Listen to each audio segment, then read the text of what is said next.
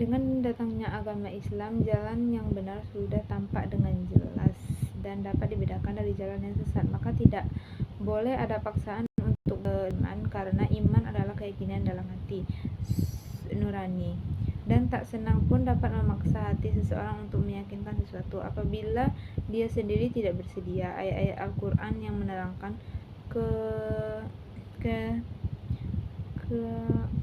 kenabian Muhammad dosa sudah cukup jelas, maka terserah kepada mereka. Inilah etika dakwah Islam. Adapun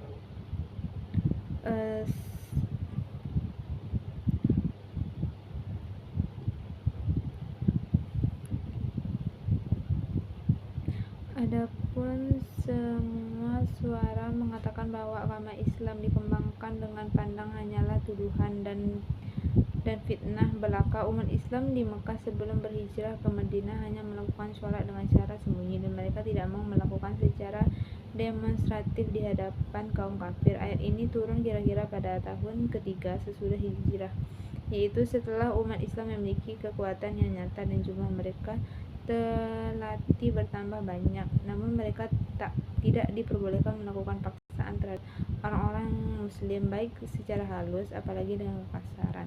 Adapun peperangan yang telah dilakukan umat Islam baik di Jazirah Arab maupun di negeri-negeri lainnya seperti Mesir, Persia dan sebagainya hanyalah semata-mata suatu tindakan bela diri terhadap serangan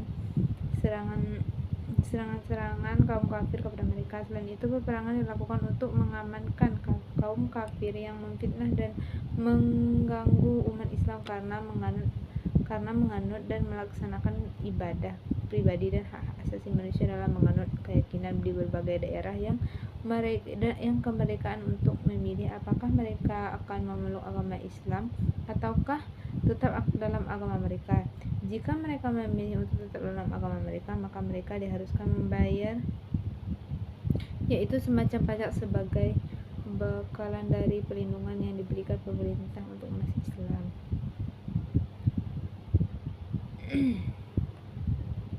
Surah Al-Kafirun ayat 95. Sesudah Allah menyatakan tentang tidak mungkin ada paksaan antara Tuhan yang disembah oleh Nabi dengan yang disembah oleh orang-orang kafir, mereka dengan sendirinya tidak ada pula persamaan dalam hal ibadah.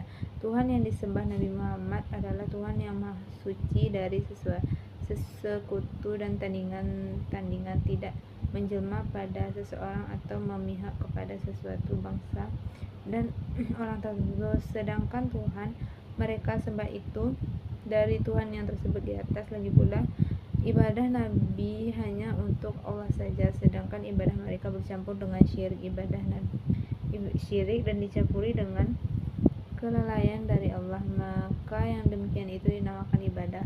Pengulangan pernyataan yang sama seperti yang terdapat dalam ayat 3 dan 5 adalah untuk memperkuat dan membuat orang mengusulkan kepada Nabi terputus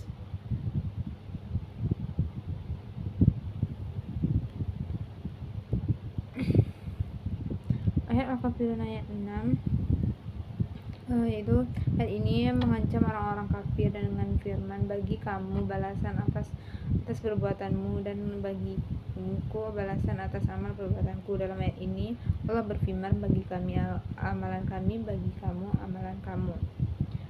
Keterkaitan dengan pendidikan, yaitu meminta umat Islam untuk memahami bahwa tidak ada paksaan dalam mengenal agama Islam. Dalam pendidikan Islam, pengembangan kesadaran dan kepedulian terhadap kebebasan dan beragama dilakukan melalui pendidikan yang berbasis nilai-nilai seperti akidah, syariah, akhlak dan ibadah.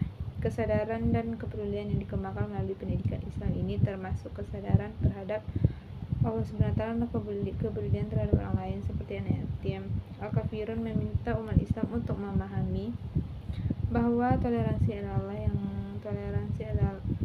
adalah penting dalam berinteraksi dengan orang yang memiliki agama dan keyakinan yang terhadap perbedaan agama dan keyakinan yang dilakukan melalui pendidikan yang berbasis nilai-nilai agama seperti akidah, syariah, akhlak, ibadah, kesadaran terhadap Allah dan kepedulian terhadap orang lain seperti anak yatim. Baiklah, mungkin itu saja tafsiran saya saya kali ini. Mohon maaf apabila ada kekeliruan atau salah pengucapan. Saya mohon maaf. Saya akhiri membaca. Wassalamualaikum warahmatullahi wabarakatuh.